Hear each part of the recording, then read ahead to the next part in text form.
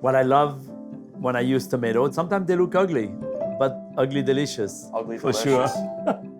I was born and raised on the farm where there were really a seasonal cycle, and you run the knife around the core. And you're using your thumb as a guide so the knife doesn't go too deep. Exactly.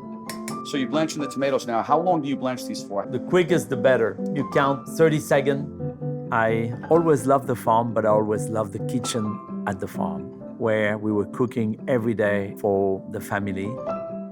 That's the idea, is then you really want to see the light through.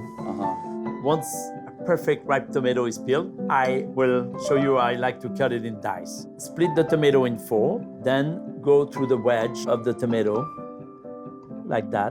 What's beautiful, I think, in the cycle of a seasonal farm where, the first green beans, the first zucchini, the first tomato, every time we created a feast around that.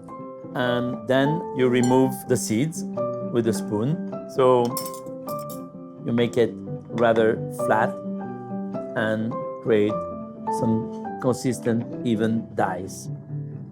So those are little lessons for you. Voila.